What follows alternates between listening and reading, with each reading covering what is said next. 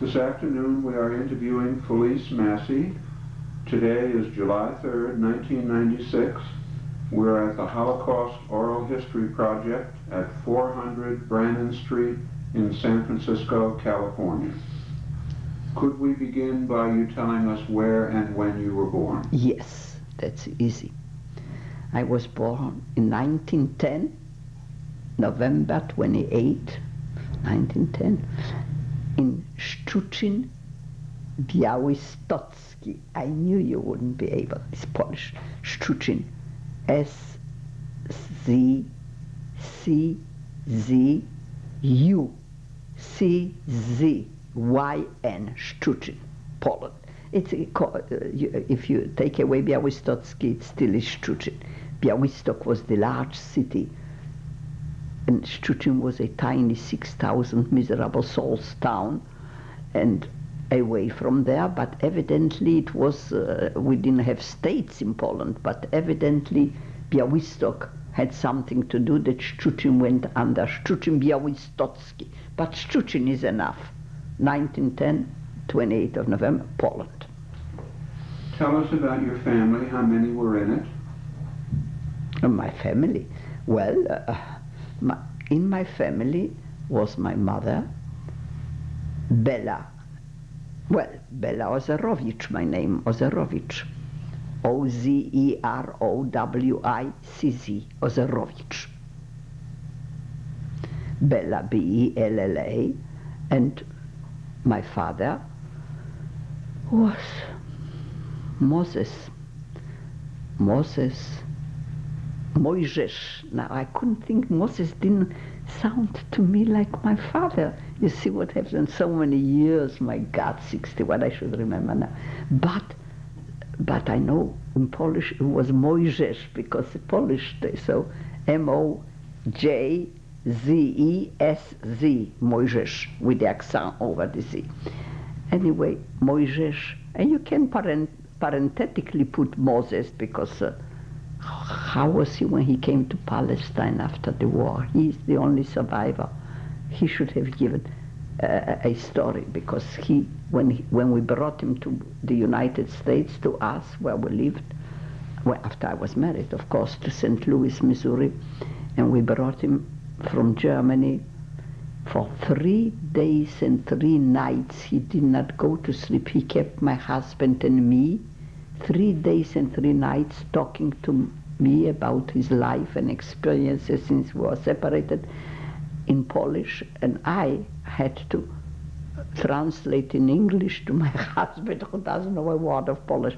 And my husband, I told him 10 times, excuse yourself and leave, you will get a heart attack. How can you sit with that? You have to walk in the hospital, in the morning. So he would retire, but he kept, for the night, but he kept me, my father, and kept on talking. Well, his stories are not to be believed. No, and they belong to the Holocaust part, although he never was in them. Well, you're asking questions. I could tell about this. This is a part, extraordinary part. Well, my father was in the Szczuczyn Białystocki, and my mother and father. I had one brother, Barry. I named my son after my brother, Berci. B-E-R-C-I, Berci Ozerowicz, and the only son, and 2 sisters who live in Israel, Hanka and Miriam.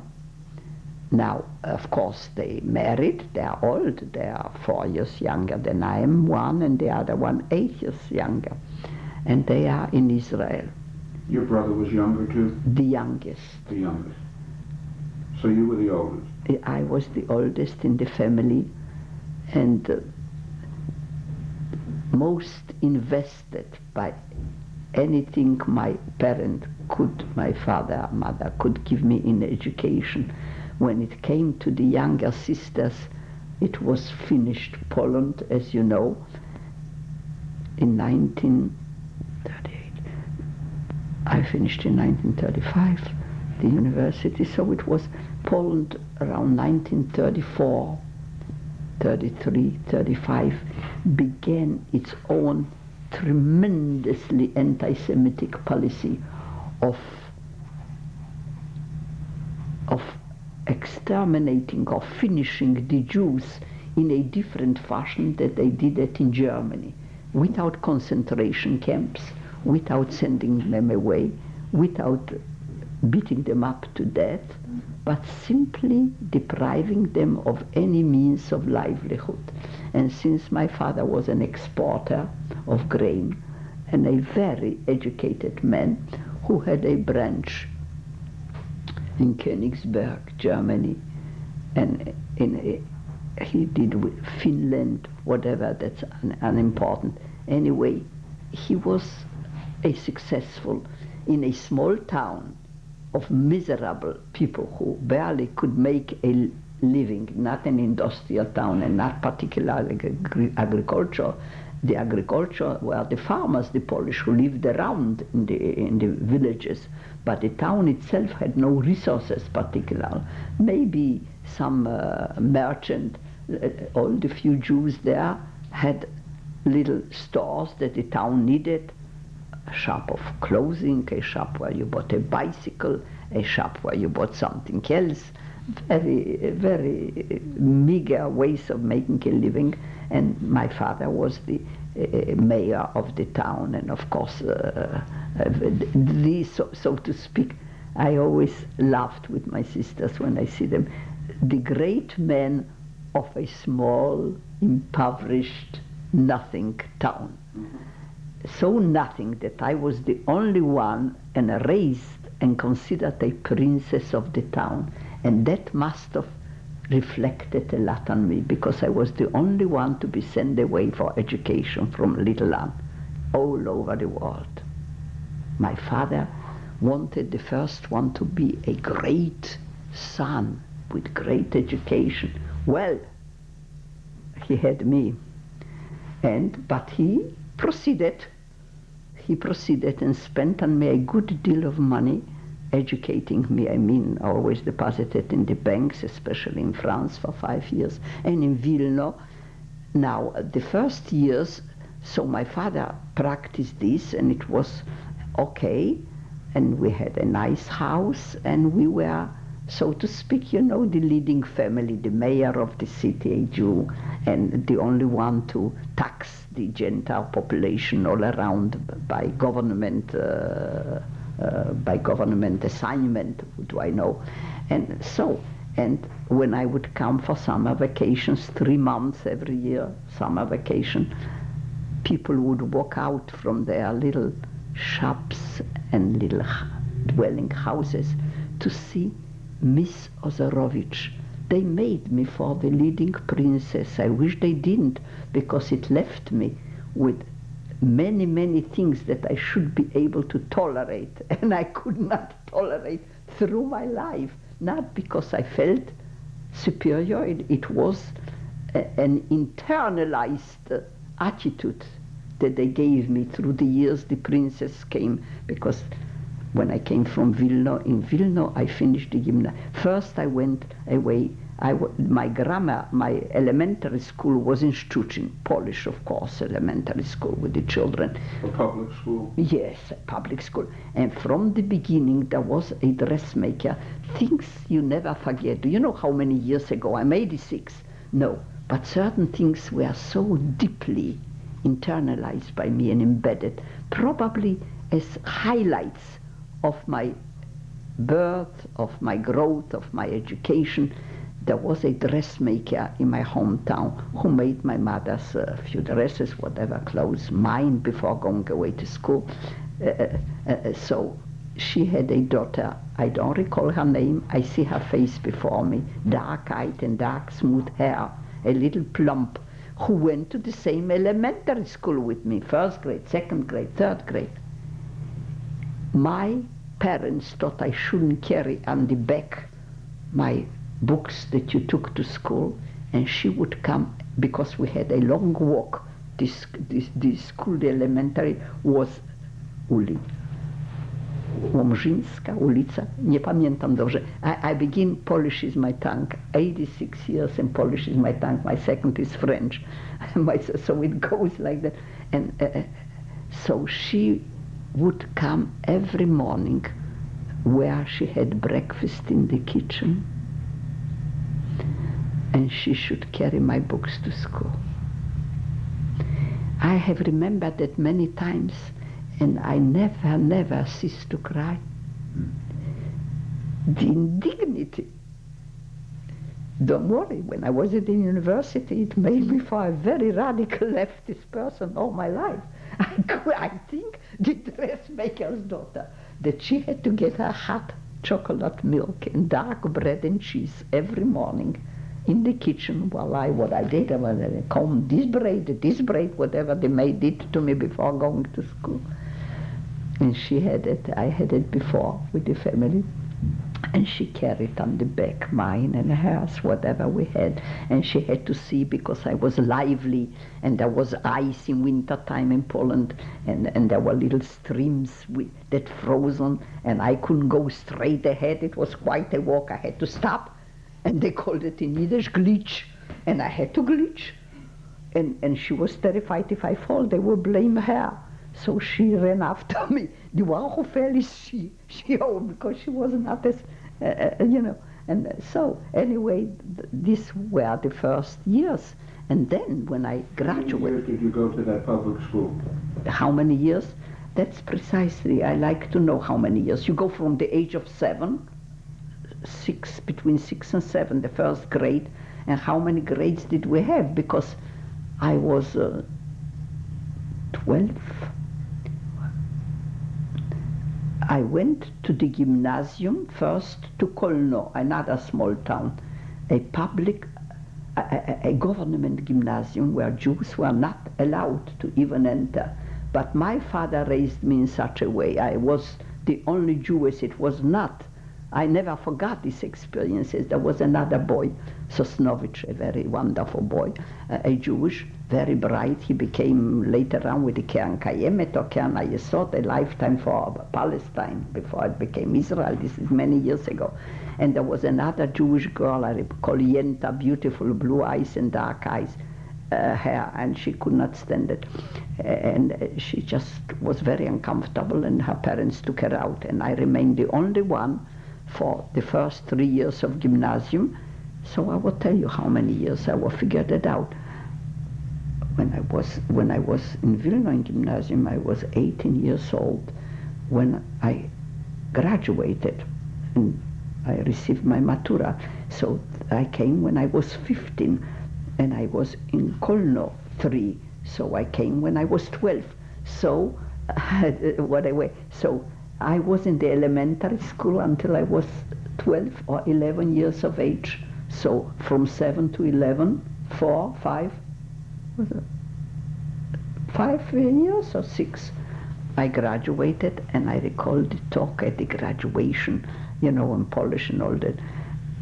And they characterize every student who stood up to give a talk, what they had a vision of the future, of the fulfillment, of the realization of whatever capacity we kids had there in the small town of Szczecin.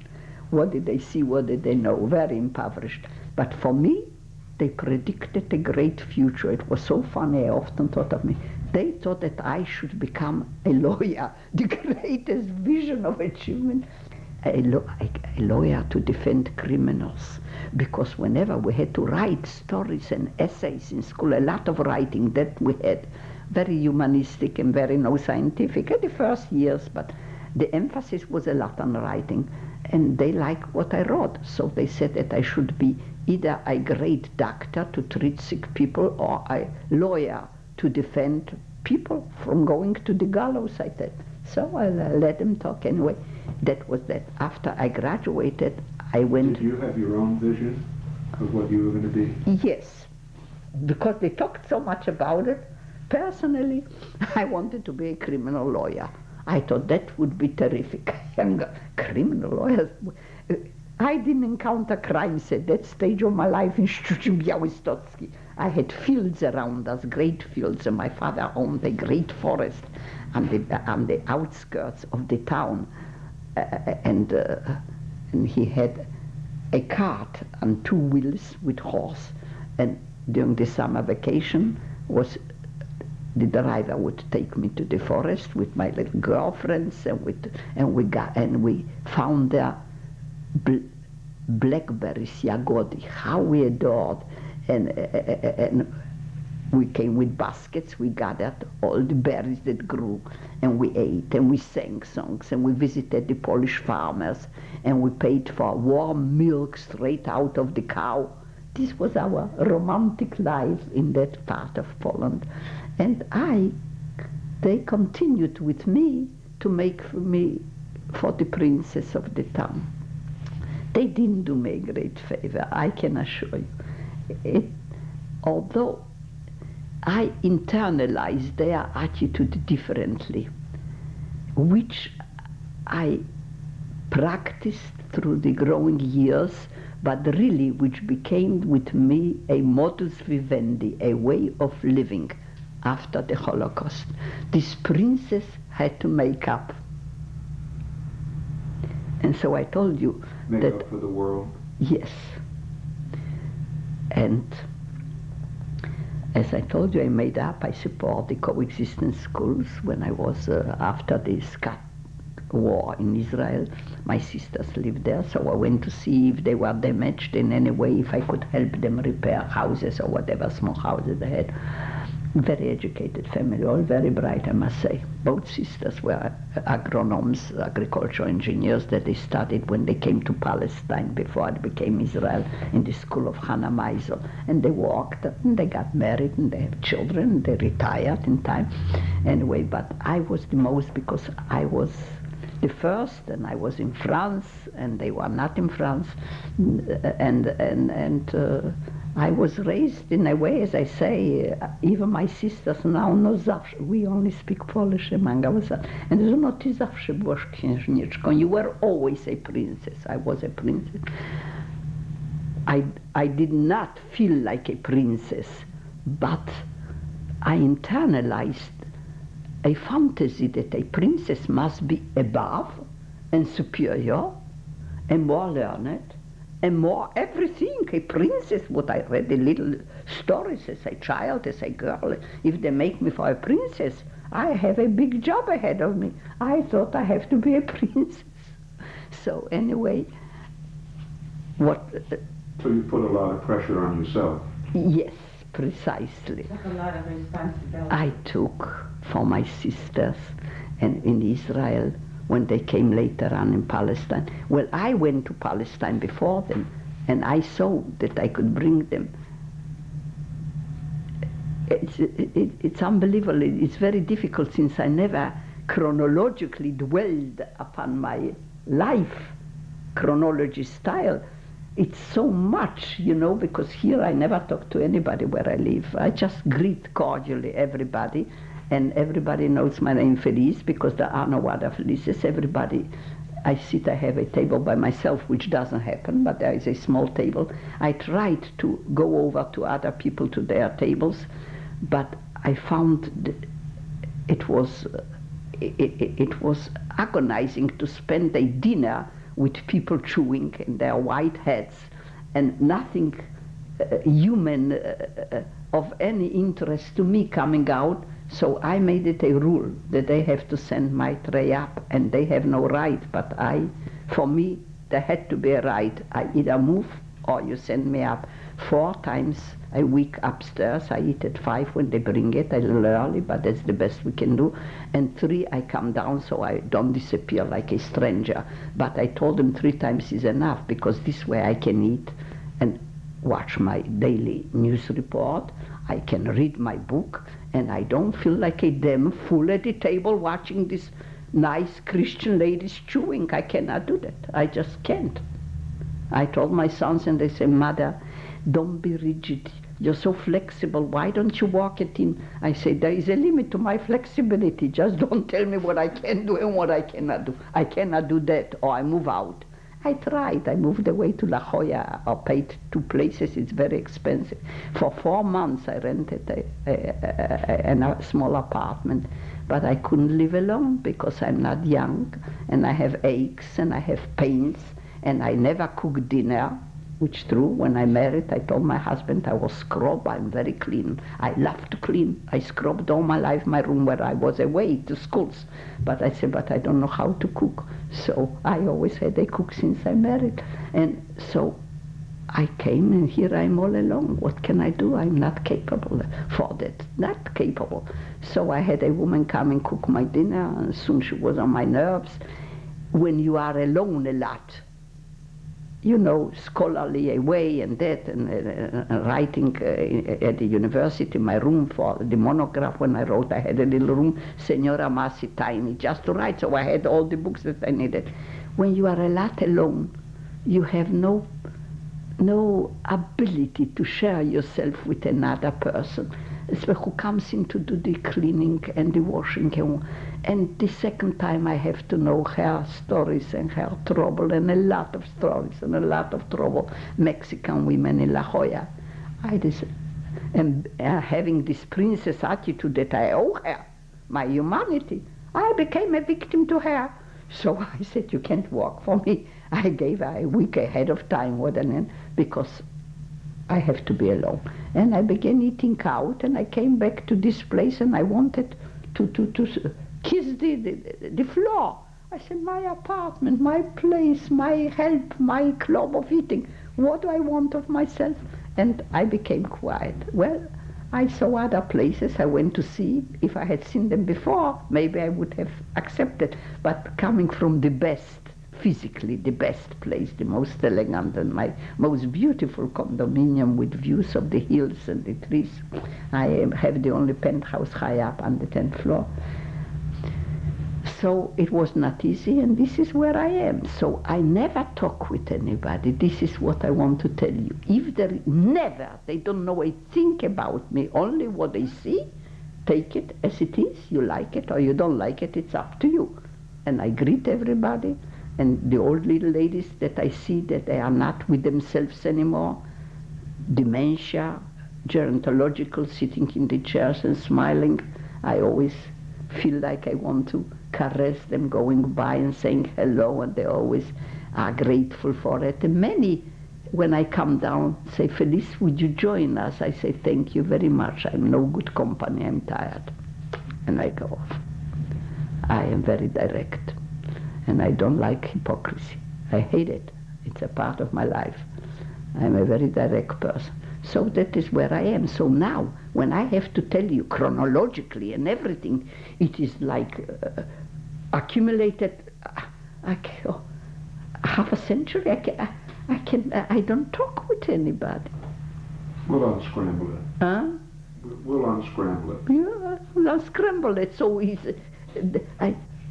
so much, because my father added, when he came, when we brought him, when my father, you see, it doesn't belong to me, but my father is me.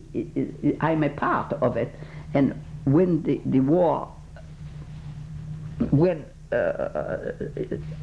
Nazi Germany was conquering one area after another, one country, and the Jews were being taken care of, when it began, when Hitler's mechanized army, military mechanized, invaded Poland, I presume it was September or October, I don't recall exactly, 1939, Poland.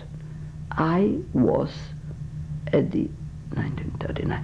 I was at the university in St. Louis, Missouri, Washington University. When I arrived, my degree had no reciprocity.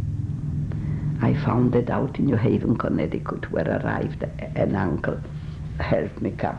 My mother's brother, I never met them. They were there away. I was a perfect stranger. And I was in Palestine at that time, treating the Arabic women in Jaffa. And it was miserable. Then the rebellion came out, and I barely saved my life running away from Jaffa. And then I walked in Haifa and walked here and there. Anyway, and it was no good, and my parents wrote desperate letters that they have no more means to live because they took away everything in Poland. It was the Skladowski anti-Semitic government to finish up the Jews, and I thought maybe they should come to Palestine. my father was offered at one point by a man who was his partner in export, who left and had a good life in Palestine, came with a lot of resources material, and he told my father to come, and my father said, I am a Polish citizen, I'm a Polish mayor, I'm not going to Palestine. So he did himself a great favor. He didn't know the family, in Auschwitz and all that, but he didn't go. But this was the time, of course. Then it became, the Russian and Polish pact that they made, Stalin pact with Poland, so that they could prepare 2 years for their war with Germany. They knew it was coming, and Poland was used like that, and Germany invaded Poland at that point. And my father, I was 19, and I was at the university trying to get my reciprocity the way they demanded, so I could practice in America. I was quite penniless. There was another great story. How can you intercept? It's only when I arrived from Palestine, where I was in 1935, I graduated, I came to Palestine, I arrived to the United States in 1938. My uncle sent me the ticket.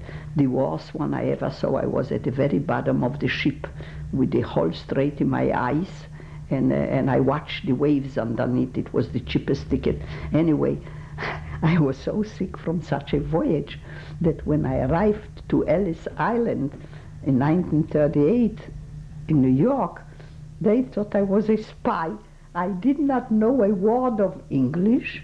They didn't know a word, and I spoke fluent German. I had 7 years in school, from the Nibelungen to Thomas Mann, and I spoke fluent French, of course, but not a word of English, and fluent Polish, and they didn't know anything of this in Ellis Island.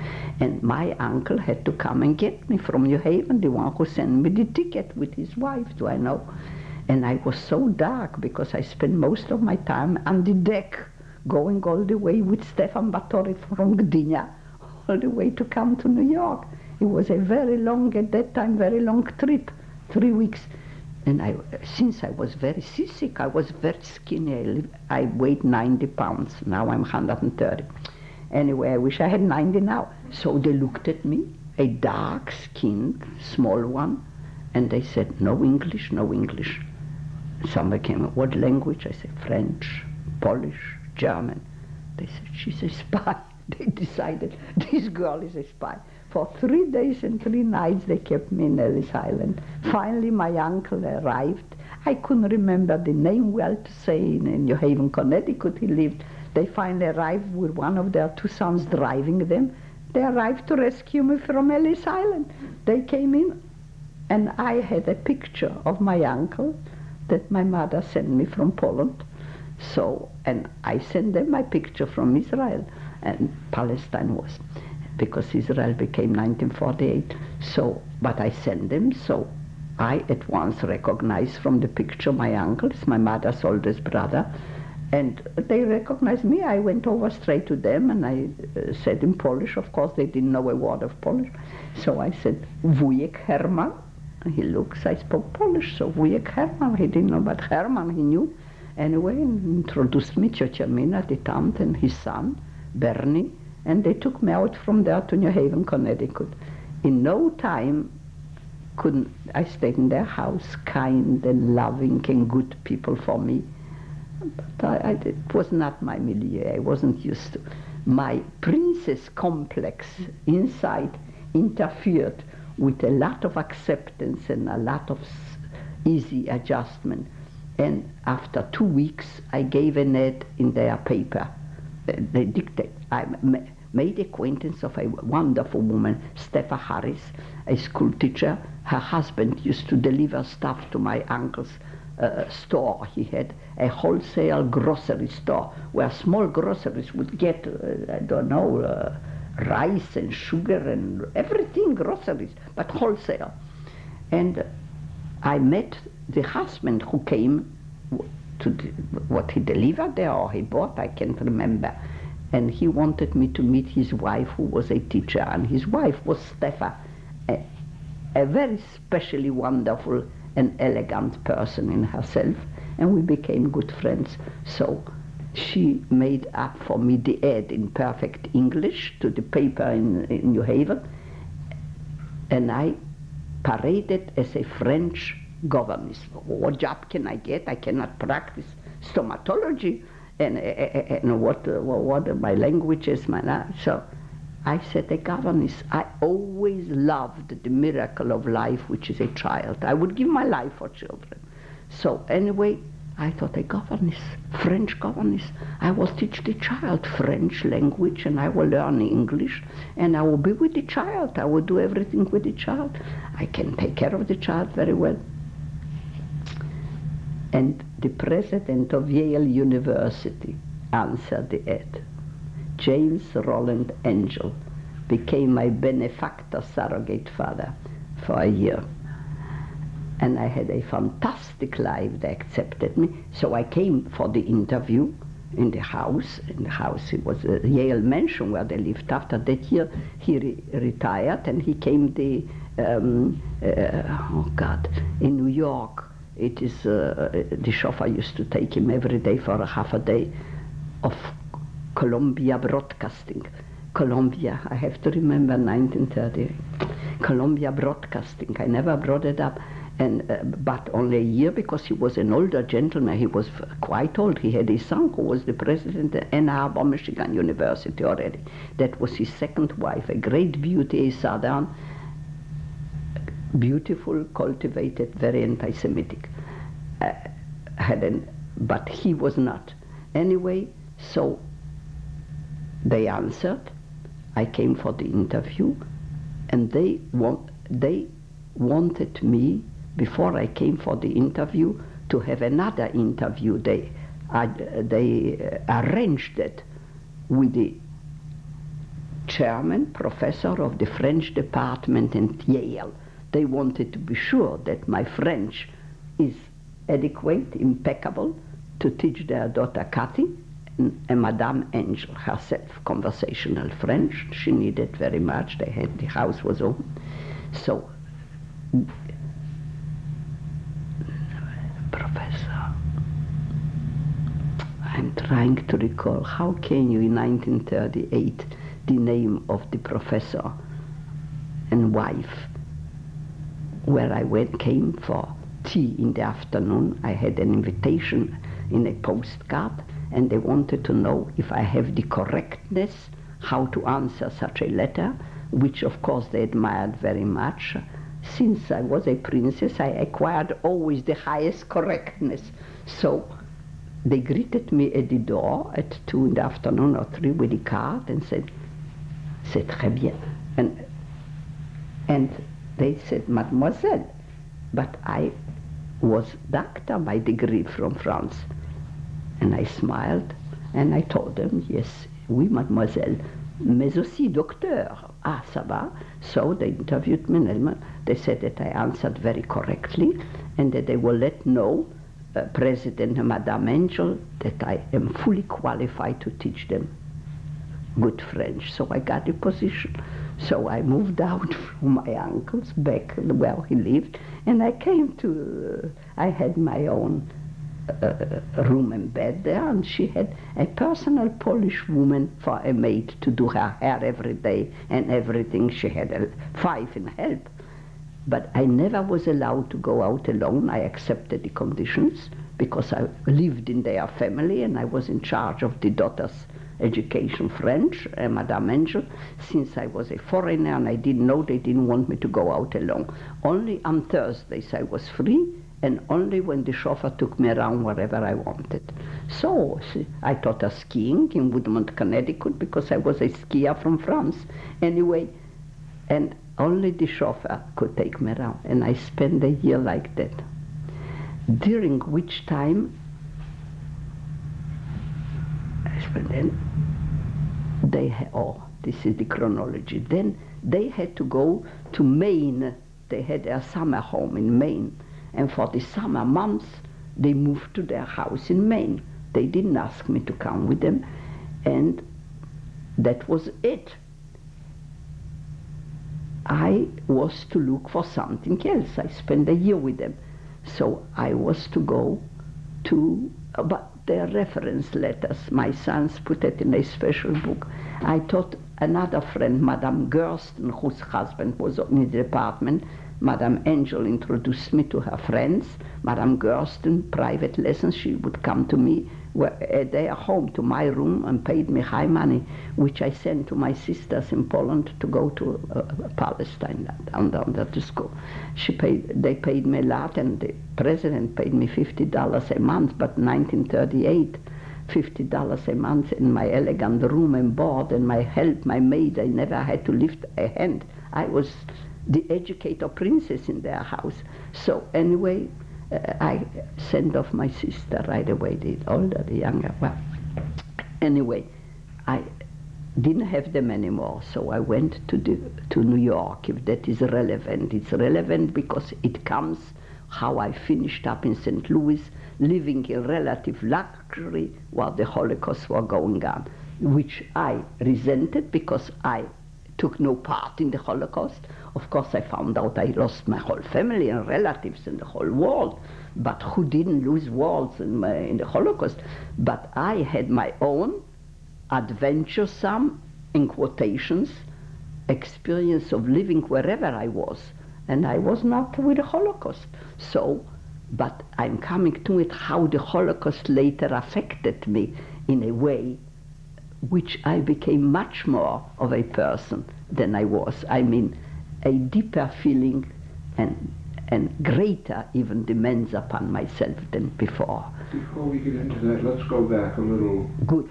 To you in Poland still. Yeah. What was life like for you in Poland? In that Poland? town your father lived In Poland, I grew as the maid of me, the oldest daughter. My father was a very, we say in French, il avait beaucoup d'orgueil. He was a very proud man, the mayor. And his daughter, the first, he wanted me to be a son. So on me he had an eye. He never relented. But I had a very good life. We lived in a very nice large house. I tell you, my oldest son, Henry, wanted to know from where I come. He was so fixated on me as a person through the growing years and education and everything that a few years ago, three years ago, he was in Paris for a year. He took off with his wife and daughter.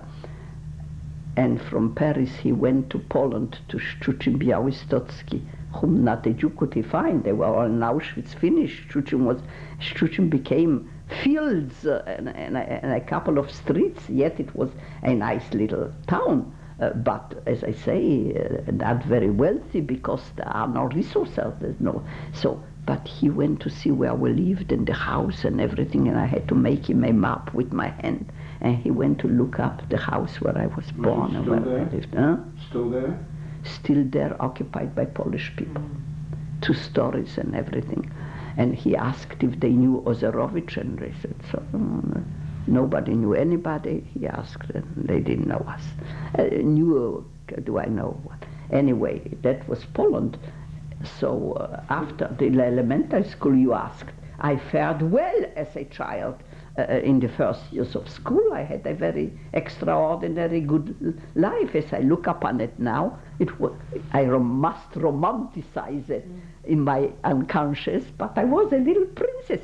If the dressmaker's daughter had to come every day, which I never can think of without crying, had to come and carry my rucksack and have her hot cocoa and black bread and cheese in the kitchen.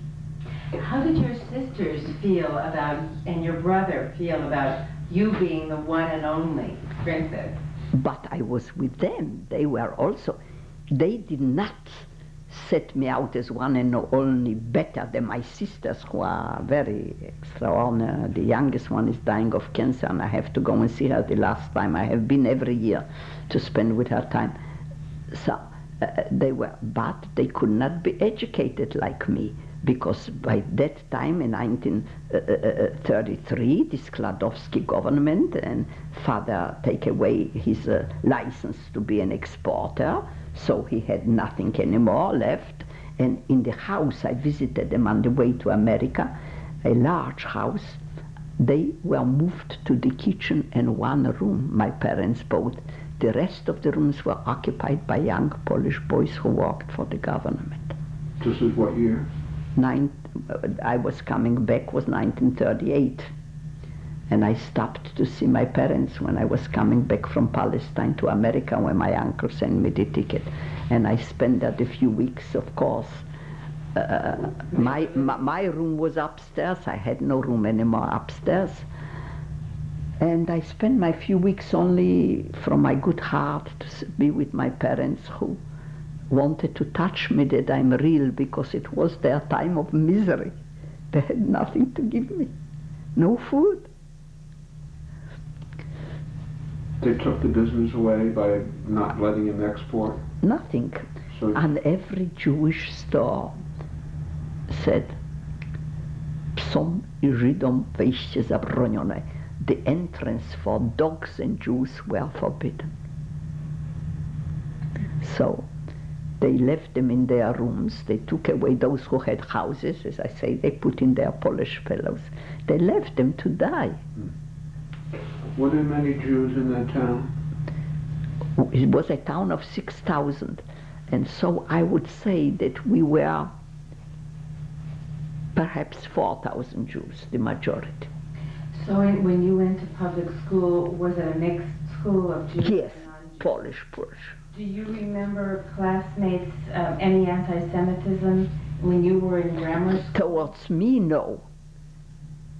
Everybody, I had such a luck in my life, everybody called me by my diminutive. It was Felicia. Felice, I'm now since France. It was Felicia, Fela. But I was in the class Felinka, Felushka, Felontek. Every Polish girl gave me another diminutive. And they all were very privileged to come near me, to play with me, to do homework with me, to ask me questions. Just because your father was the mayor? I never knew whether it was the father was my mayor or whether I myself as a personality to them was quite different. I had a built-in from first sense of self and dignity. I couldn't be touched if I didn't like it. I couldn't be called by any name if I didn't allow it. And I took a stand as a young little girl. How did you learn to do that so young? It came naturally to me. Naturally to me. I don't know. My father was a very proud, ambitious man who went very high himself. When the Germans invaded Poland at this part, he was in Minsk at the university, became professor of agronomy at Minsk University, and when the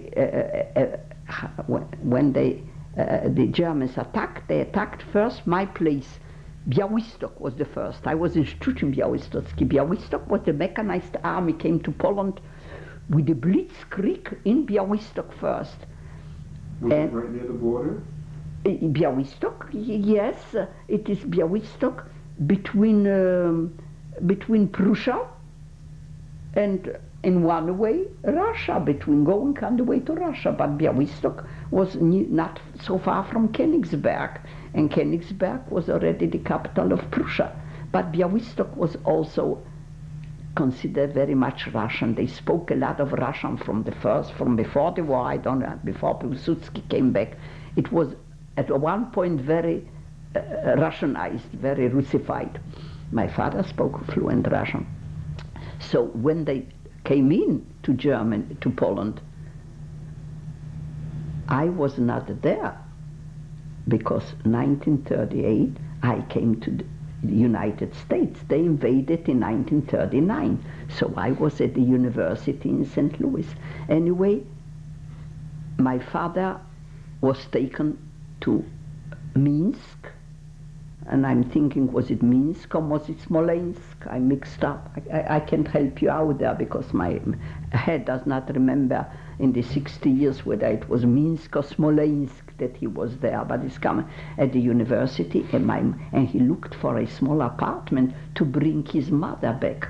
And my only brother, his mother, his wife, and my only brother was taken by the Russians. This is the only being that I never can think of without wiping off a tear, and I'm not a crybaby now, but he's the only one who was so extraordinary beautiful. In my apartment I have his picture out, of course, in a frame. On one side my father and he, and then I had my mother out now. I put it in an album, but he and my father are there in the picture.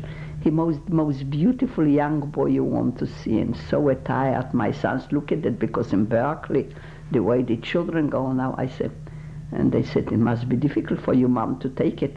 We're not living this time. Look at your brother in the silk gray suit with the white collar out and all that. And brilliant. So anyway, when the Poles came, the Russians, so when the Germans invaded Poland, and continued with the Blitzkrieg. My father in Minsk, the mother went to Białystok to look for a place to live in a room with some family, while he was trying to find an apartment for her to join him at the university in Minsk. She never did. And this was the Nazis. This was the time that the Nazis, Germany, occupied this whole area with the Blitzkrieg. They went through Poland, they went through Białystok, and began sending out all the people to Auschwitz.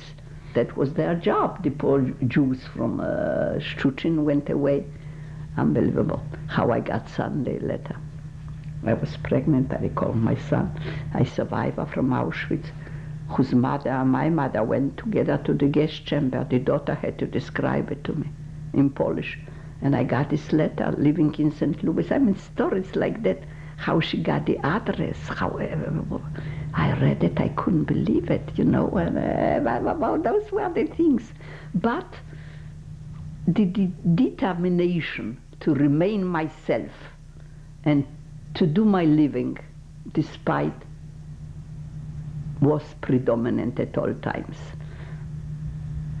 And I had another girlfriend in St. Louis whose family, Rose Flore, we became very dear friends. She never went to university, but she finished the gymnasium in Warsaw, and we were good friends, and her husband was extremely wealthy, well in Paris, and they ran away via Portugal, and they came to New York and settled in St. Louis, and we were friends. She lost her whole family.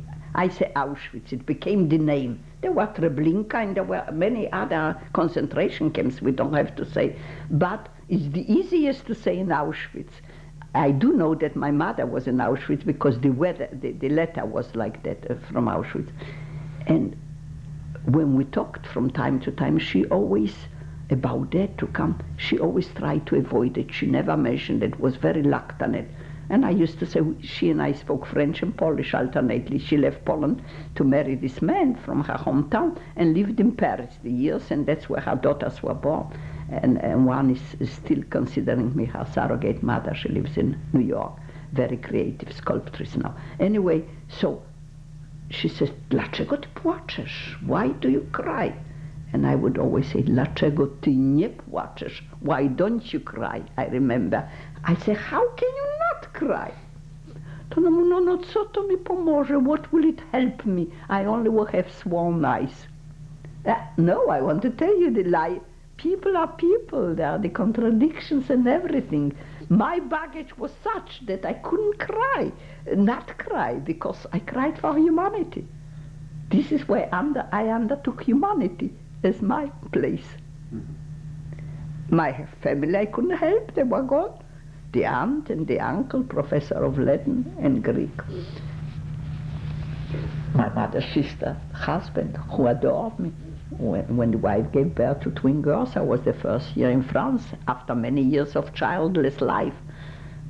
to Ida and Fela. He wrote me a letter to France because Jews cannot name anybody after anybody when you're not dead. You name a member of the family if you're dead. But I was very much alive at the university. He sent me a letter to ask me for the permission to name one of the twins after me because he adored me and he hoped she would grow up to be like me. So he named one Ida and one Fela, and they all went to Auschwitz. And the only son then was born, Abramek, who at the age of 5 was a Hebrew. He spoke fluent Hebrew because the father taught him, and the father was a great professor of languages. So that I could not make them alive.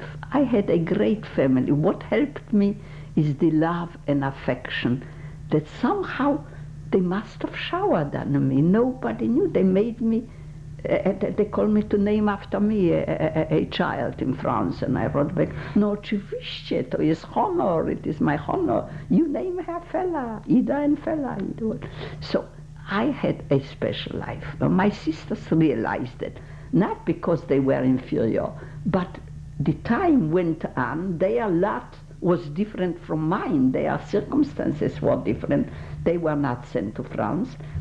My sister next to me finished the gymnasium in Grajewo, and she got her matura in Grajewo, and it's then time to go to a university. My father had nothing he could send her to the university.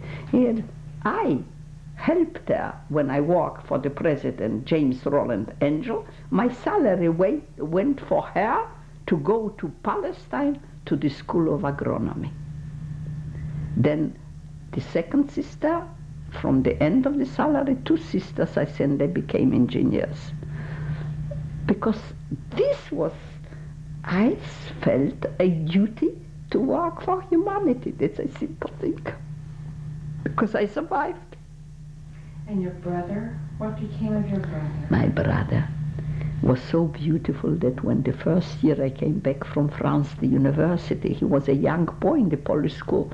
He greeted me with a very beautiful French, but a poor pronunciation. So I look at him, where did he learn French? At home, then he Berci, gdzieś ty się nauczył? So he said, siostrzyczko, like that, sister, little sister. Since you left, I spend my free time with dictionaries. I teach myself to speak French with you. And I cannot think of him without crying. I just took out the picture of his, maybe a month ago, to look at him all the time. And every morning I come in, such brilliance. And so then Poland, then the part of Poland, then how did he find himself in school in Russia? This part of Poland that the Germans conquered became, in their division, became Russia. I have to think of the chronology, do I dwell with it, but I have to be direct. And he became, and that was, of course, my mother was sent from Białystok to Auschwitz, and my father finished after when the Germans invaded, bombing Smolensk. They moved the whole faculty out of there, and most of the faculty were Jews. And so he went on a transport train that was going from Russia to the field of fighting with the Germans when they began to fight with the Germans. Back the Russians came to the Białystok war fighting with the Germans when they took over. And so when Smolensk or Minsk were evacuated, he crawled on the belly for 3 days and 3 nights. He told me that on the belly from Minsk to the outside, big forests outside, was like Puszcza Białowieska, whatever they were. Anyway, he crawled on the belly with other people like that. And because above them the Germans were bombing, throwing down through a forest. They survived in a forest, little, no food or water. And then was a train, a Russian, going back with wounded already right away soldiers from the Polish fields, battlefield near Białystok, going back to Russia. They allowed him to go on the train, which is very true because he spent his life near Stalingrad until the war was over. Anyway, on top of the train, quickly going, holding on, until they came back to Russia, and then the train would go back and forth, bring bread and grains. And they gave my father at once a position in Russia, and thanks to the Russians, he survived. He spoke fluent Russian, like a Russian. I forgot how he spoke Russian. He spoke German fluent from Königsberg. What was spoken in your home? Polish. Polish. And when my grandmother used to visit, Yiddish. Did you kids understand Yiddish? I speak fluent Yiddish. At one time I had a fantasy, but my father stopped it, that I wanted to be an actress in a Yiddish-speaking theater. I spoke Yiddish because my first years of gymnasium, I was in Kolno. In Kolno lived my grandmother, the parents of my mother. She was from Kolno. And I lived with my grandfather and grandmother and her sister and her husband, Jakub Zinovich, who was the professor of Latin down there. Anyway, and in her family with my grandfather and grandmother, Yiddish I had to speak. And they told me that they criticized my mother, their daughter, Bella, that she's raising me and my sisters like Gentile girls, shiksas. And I will have to learn Yiddish in her house because when I came I only spoke Polish, and with my sisters only Polish, my father Polish. He had such an idea that he's a Polish citizen and a mayor and a great exporter, and it has to be, he's accepting that as his country, and we spoke Polish and our help was Polish. We spoke Polish at home with the help. Felice, you were born in 1910. Do you have any memories of the First World War? 1914 to 1918. What do you mean? I was 4 years old. I was in Szczucin Białystok.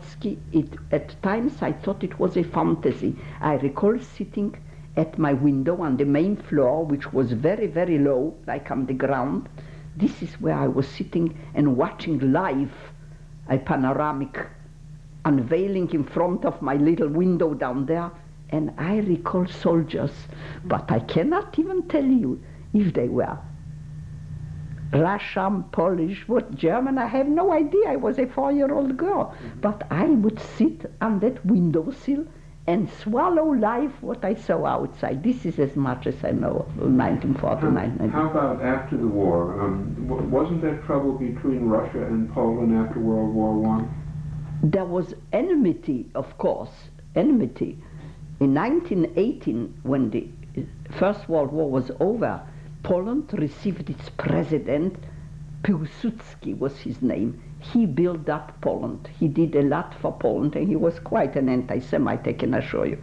And so since 1918, because before Polish had, in Polish we say three rozbiory, I know how to speak in English, rozbior, what they separated Poland.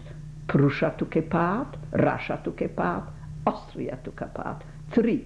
And they lived under rozbiory parts, but their Catholic patriotism was so extremely strong, they never gave up their hope, their striving, their mission to reconquer, to retake their motherland and be independent Poland. And Piłsudski, after 1918, has done it for them.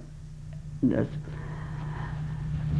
But I have to finish you now about my father, because if it is down there that he was evacuated and came to Russia, and they put him in charge of 40 grain elevators in Kuibyshev. Kuibyshev is north near Stalingrad, very north, near Siberia, very cold in Kuibyshev, and 40 grain elevators. And they told him that if a grain will be missing, he will be shot, because these are the grains that have to go to the army for bread, that they took in trains from Russia quickly, non-stop. And of course he was faithful, but he told me that it was hard for him because the husbands of the women were in the army, in the Russian, everybody to fight for the Mother Russia, and the women were alone to do the work of men, and they were extremely strong, and they would take the bags of grain on their back, like, when he arrived to St. Louis, when we brought him back, after that's another thing, when he arrived and I came to pick him up at the airport with my husband, of course, not at the airport, he arrived by train at the station. And he took a look at me and he said, of course, I was 15 pounds less what I gained here where I live, 15 pounds in the 4 years. I was slender, not skinny. And he says, "Czy ty masz suchoty?" If I have tuberculosis. He asked me in Polish, because he left the Russian women who carried the bags of grain, huge and tremendous. And he says he had trouble with the Russian women because they all wanted to steal the grain. They had to eat, they had the children, but he had trouble that they told him, if it is missing, he will be shot. So he had his conflict, but he made his life. He met the president of Trans-Siberian Railway, Kuibyshev, and he moved into him to a room, and he spent all the war years with the president of the Trans-Siberian Railroad until the war was over, and then he went train after train after train back to Poland to look for his wife and son. And this is what he told us when he arrived. And he went all over, and he saw the devastation, and he saw that there were no Jews, and he saw terrible things like that. And he came to Białystok, and it was a totally empty city because they took care of all the Jews. Białystok was 200,000 people, mostly Jewish, 3 gymnasiums, 3 secondary higher learning school, a very wealthy Jewish city, very wealthy, Białystok. And he had a man who was his competitor as a grain exporter years ago, a few years while he was active in it, who lived in Szczucin, where my father, a very beautiful house, I see the balcony, and he had a nice wife and 2 daughters who were also educated away from home in gymnasiums, and they were competitors. What can I tell you? How they competed? Not so amiably. It is like a book in itself, and I don't care. Anyway, the city is deserted. Only rats ran around the city because the people were gone.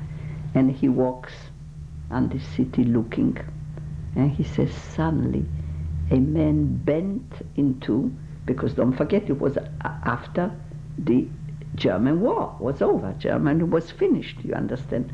And he walked, bent the man, and raised the head as my father walked towards him, and he walked in his direction. He takes a look, who is that? My father was Mojżesz Ozerowicz, and the other one was Farberowicz, the name, as if you can read it in a novel.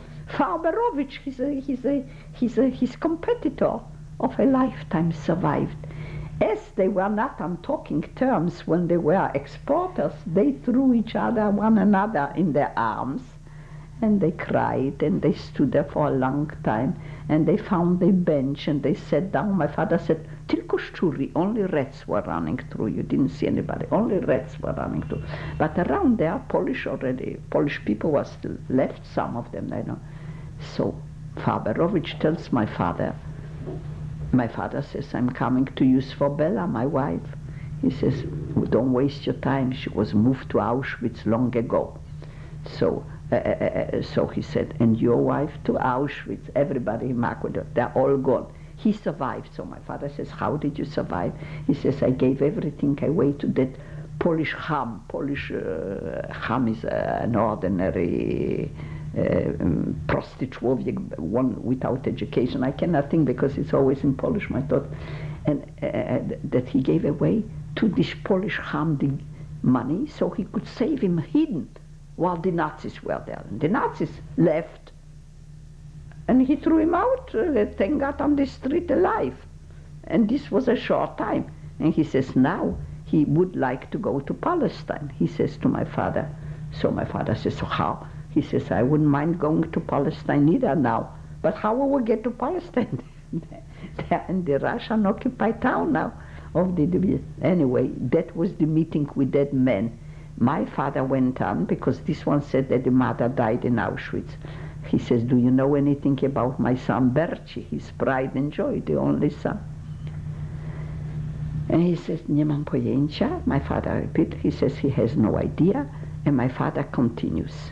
He continues his travel and he comes to Germany, to Munich. You all heard of Munich. Munich became, and it was Munich, the industrial house became a place where the refugees from Poland and from Russia, from wherever you had the refugees, stood in a line and they were fed by a kitchen in that industrial place in Munich. You can't believe it. So my father came to Munich and he came to this Koleka, to this line, Kö, where all the refugees from all over Europe, whatever, finished up their standing in line to have their soup carried in cans out from the industrial house, which became a feeding spot for refugees, right? And a very nice man comes over. I still save the newspaper in English. A very elegant man, a reporter from Washington, D.C., a reporter. Out of all the men in the line, he picks out my father. Thanks to this reporter, we could bring my father home. I didn't know if my father lived. I didn't know where my father lived. But this reporter is stopped, comes over to my father, deep blue eyes, very handsome. I have totally the shape of the face, the mouth, the nose, but the eyes I have dark from my mother, and he had very deep blue eyes and the same brown hair.